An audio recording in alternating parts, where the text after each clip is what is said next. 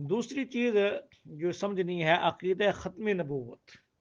عقیدہ ختم نبوت یہ اسلام کا بنیادی اور ضروری عقیدہ ہے. اگر یہ عقیدہ محفوظ نہیں تو اسلام کی کوئی بھی چیز محفوظ نہیں، حتیٰ کہ اسلام کا کلمہ بھی محفوظ نہیں. جب عقیدہ ختم نبوت نہ ہو، محمد الرسول اللہ صلی اللہ علیہ وسلم کو آخری نبی نہ سمجھا جائے تو کلمہ بھی آدمی کا نامکمل ہے. آپ سوچئے، ذہن کے اندر اس بات کو لائیے، ایک آدمی کلمہ پڑھتا ہے لا الہ الا اللہ، اللہ کے سوا کوئی معبود نہیں، محمد الرسول اللہ، محمد صلی اللہ علیہ وسلم اللہ کے رسول ہیں. ایک آدمی یہیں تک عقیدہ رکھتا ہے، آپ کو اللہ کا رسول تو مانتا ہے لیکن آخری نہیں مانتا، ہم کہتے ہیں اس کا کلمہ بھی نامکمل ہے. یہاں تک کلمہ اسی مفہوم تک ہو کہ اللہ کے رسول ہیں، آخری نہ سمجھا جائے تو اس کا کلمہ بھی پورا نہیں ہے. محمد الرسول اللہ، محمد صلی اللہ علیہ وسلم اللہ کے رسول ہیں، اور انا خاتم النبیین لا نبی بعدی، میں آخری نبی، میرے بعد کوئی نبی نہیں. یہ اس عقیدے کی وضاحت ہے. اگر کلمہ اس عقیدہ ختم نبوت کی وضاحت کے بغیر کوئی پڑھے گا، اس کا کلمہ بھی شریعت کے ہاں قابل قبول نہیں ہوگا. اس کے ساتھ آپ دیکھیے، اگر عقیدہ ختم نبوت نہ ہو، باقی کوئی بھی چیز شریعت کی محفوظ نہیں رہ سکتی. آپ نماز کو دیکھ لیجئے، جب اللہ کے نبی آخری نبی نہ مانے جائیں تو اس کے بعد نبوت کا تصور باقی ہے. نیا نبی آئے گا تو نیا طریقہ نماز کا ہوگا. پہلے یہود کی نماز میں دیکھیے رکوع کوئی نہیں ہے اور دو نمازیں ہیں، طریقہ مختلف ہے. نیا نبی آیا تو نیا طریقہ نماز کا آیا. اگر آج امت محمدیہ کے پاس نماز کا ڈھانچہ، طریقہ موجود ہے، یہ ختم نبوت کی برکت ہے. نمبر دو، اس سے بڑھ کے میں کہتا ہوں، اگر آج مساجد محفوظ ہیں، یہ بھی عقیدہ ختم نبوت کی برکت ہے. اگر عقیدہ ختم نبوت نہ ہو اور نبی کریم صلی اللہ علیہ وسلم کو آخری نبی نہ سمجھا جائے تو دیکھیے، پہلے چرچ ہیں، گرجے ہیں، کیونکہ نبوت تبدیل ہوگی، نیا نبی آ گیا تو ان کی حیثیت ختم ہو جائے گی. اگر یہ تصور کر لیا جائے کہ نبی کریم صلی اللہ علیہ وسلم نعوذ باللہ آخری نبی نہیں تو مساجد بھی محفوظ نہیں، کلمہ بھی محفوظ نہیں، قرآن بھی محفوظ نہیں، نبی علیہ وسلم کے فرامین بھی محفوظ نہیں. پہلے نبیوں کے ساتھ ایسے ہی ہوا، کیونکہ وقت کے لیے تھے، ایک علاقے کے لیے تھے، زمانے کے لیے تھے. ان کے فرامین بھی محفوظ نہیں ہے، ان کی کتابیں بھی محفوظ نہیں ہیں، ان کے عبادت خانے بھی محفوظ نہیں ہیں، ان کی تعلیمات بھی محفوظ نہیں ہے.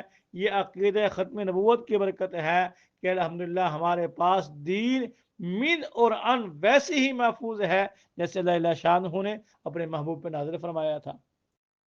اس میں ہم بڑی ذمہ داری کے ساتھ، بڑے وسوع کے ساتھ ہزار بار قسمیں اٹھا کے کہہ سکتے ہیں کہ الحمدللہ آج ہمارے پاس دین وہی ہے جو اللہ شانہ نے اپنے محبوب نبی آخر الزمان پہ نازل کیا تھا. اس میں کوئی شد مد کا فرق نہیں، کوئی کمی پیشی نہیں، نہ اس میں کچھ چیز کو آدمی شامل کر سکتا ہے، نہ اس دین سے کچھ چیز نکال سکتا ہے. اللہ شانہ نے عقیدہ ختم نبوت کی وجہ سے ایسے پہرے لگا دیے ہیں دین اسلام کی تعلیمات پر. آپ یوں کہہ سکتے ہیں جیسے چکی ہوتی ہے، اس میں کلی ہوتی ہے، پوری چکی اس سے گردا گرد گھومتی ہے، ایسے ہی عقیدہ ختم نبوت وہ اسلام کی کلی ہے جس کے گردا گرد تمام اسلام کی تعلیمات، تمام عبادات، تمام اخلاقیات، تمام تعلیمات اس کے گردا گرد گھومتی ہے. اگر درمیان سے کلی نکال دی جائے تو عبادت کہیں جائیں گی، معاملات کہیں جائیں گے، معاشرے کہیں چلی جائے گی. تو اس کلی کی برکت ہے، عقیدہ ختم نبوت کی برکت ہے کہ آج ساری چیزیں اپنی جگہ پہ محفوظ ہیں.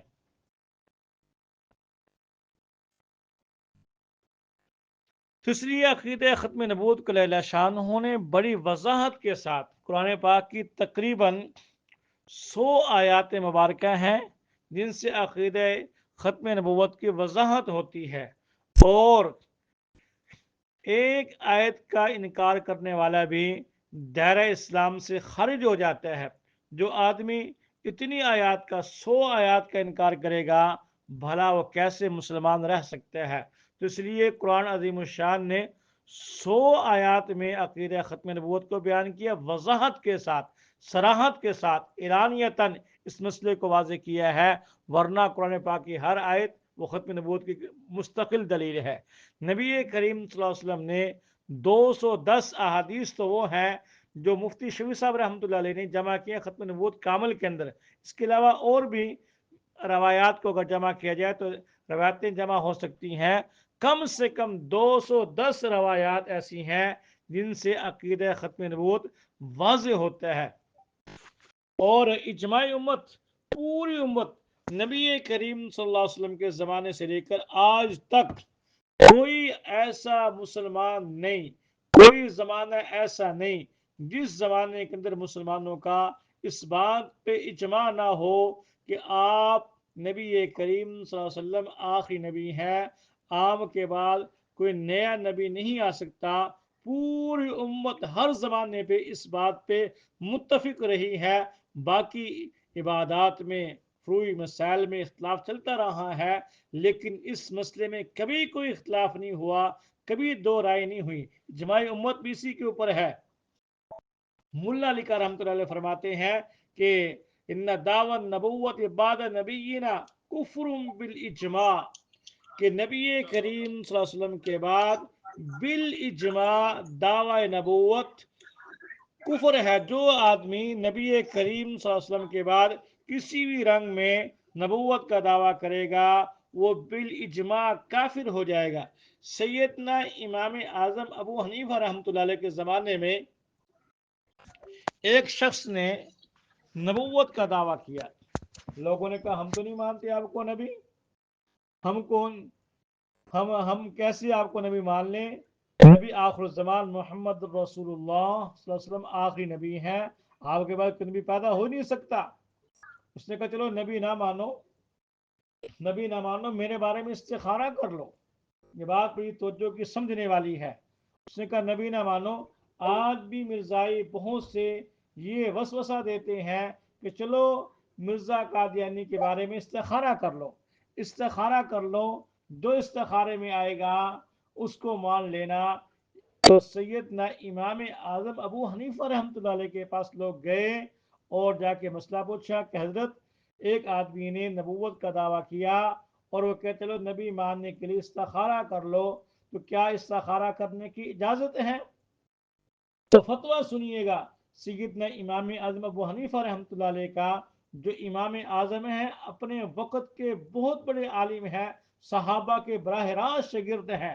تو امام صاحب نے فرمایا کہ استخارہ کرنا دور کی بات، جو شخص نبی کریم صلی اللہ علیہ وسلم کے بعد کسی اور کی نبوت کے بارے میں استخارے کی نیت کرے گا، استخارے کی نیت کرنے کے ساتھ ہی اسلام سے خارج ہو جائے گا۔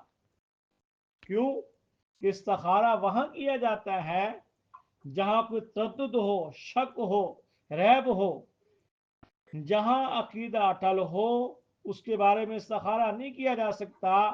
استخارہ کرنے کے بارے میں سوچنا یہ دلیل ہے اس بات کی کہ اس کا عقیدہ ختم نبوت کمزور ہے۔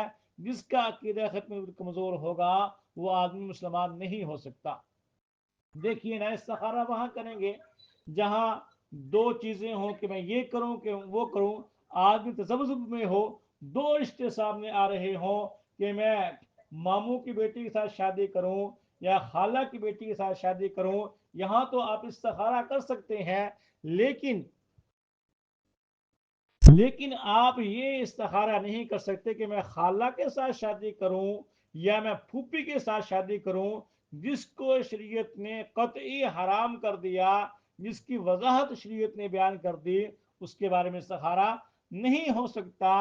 جب شریعت نے، قرآن نے، نبی کے فرمان نے، اجماع امت نے، 1400 سال کی امت اس بات پہ متفق ہے کہ نبی مکرم صلی اللہ علیہ وسلم آخری نبی ہیں، آپ کے بعد کوئی نیا نبی نہیں آ سکتا تو اس کے بارے میں استخارے کا سوچ بھی نہیں سکتے۔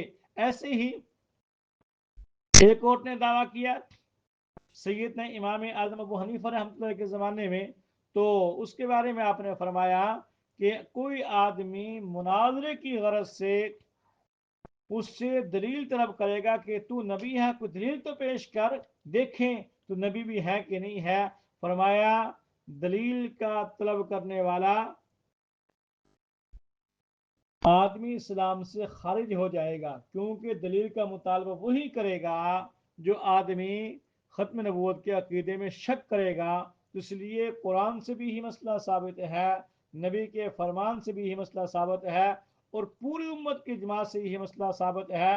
آپ اس کی اہمیت کو اس انداز سے بھی سمجھ سکتے ہیں کہ نبی کریم صلی اللہ علیہ وسلم کے زمانے میں آپ نے 27 غزوات فرمائے ہیں، مختلف سرایاں آپ نے بھیجے ہیں، اور تفصیلات شریعت کی کتابوں میں، سیرت کی کتابوں کے اندر موجود ہے۔ پورے دور نبوی میں 23 سالہ دور کے اندر جو صحابہ شہید ہوئے ان کی تعداد 259 یا 69 ہے، اور ایک عقیدہ ختم نبوت کی جو پہلی جنگ یمامہ کے میدان میں ہوئی اس کے لیے جو صحابہ شہید ہوئے ان کی تعداد تقریباً 1200 کے قریب ہے، جس میں 700 کے قریب قراء اور حفاظ ہیں، بدری صحابی ہیں۔ آپ اندازہ کیجئے اس مسئلے کی حساسیت کا، پورے دور نبوت میں صحابہ 250 کے قریب شہید ہوئے، اور ایک عقیدہ ختم نبوت کی جنگ میں 1200 کے قریب صحابہ کرام شہید ہوئے ہیں۔ اس سے اس مسئلے کی حساسیت کا آپ اندازہ کر سکتے ہیں۔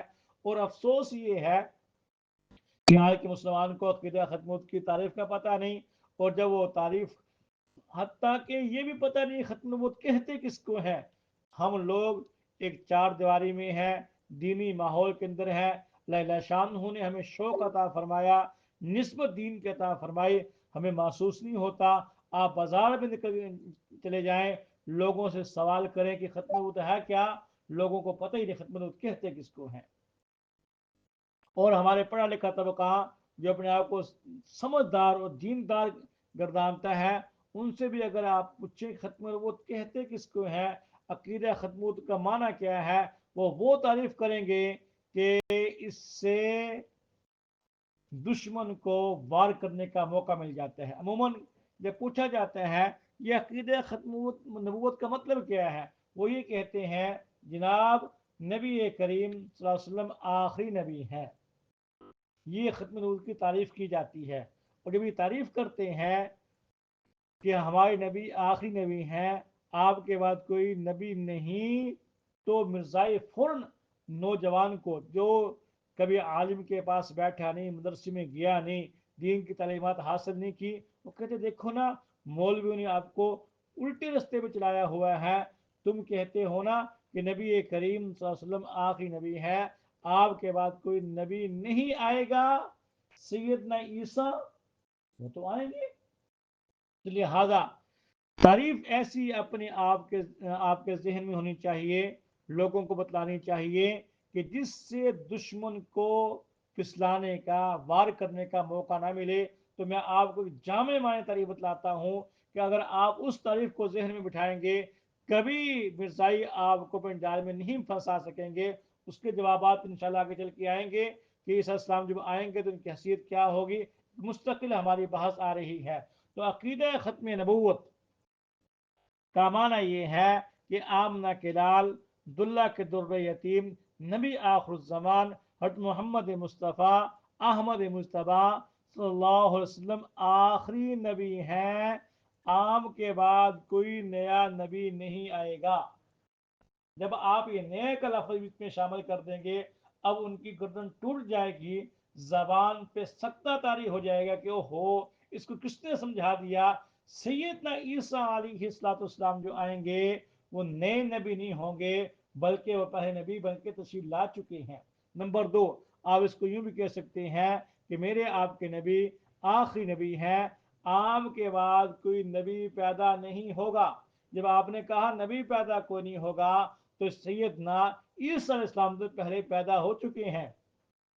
تیسرے انداز سے آپ یوں بھی کہہ سکتے ہیں میرے آپ کے محبوب محمد مصطفیٰ صلی اللہ علیہ وسلم آخری نبی ہیں، آپ کے بعد کسی کے سر پہ نبوت کا تاج نہیں سجایا جائے گا، کیونکہ سیدنا عیسیٰ علیہ السلام کو تو پہلے نبوت کے منصب کے اوپر فائز کر دیا گیا ہے، ان کے سر پہ نبوت کا تاج سجا دیا گیا ہے، تو لہذا نبی آخر الزمان محمد مصطفیٰ صلی اللہ علیہ وسلم ہیں، آپ کے بعد کسی قسم کا ذلی بروزی کوئی نیا نبی نہ پیدا ہو سکتا ہے، نہ بن سکتا ہے، نہ کسی کے سر پہ نبوت کا تاج سج سکتا ہے۔ دعا ہے اللہ مجھے آپ کو اس عقیدے پہ استقامت نصیب فرمائے، اس پہ زندہ رہنے کی، اسی پہ لا الہ الا اللہ شان میں آپ کا خاتمہ فرمائے۔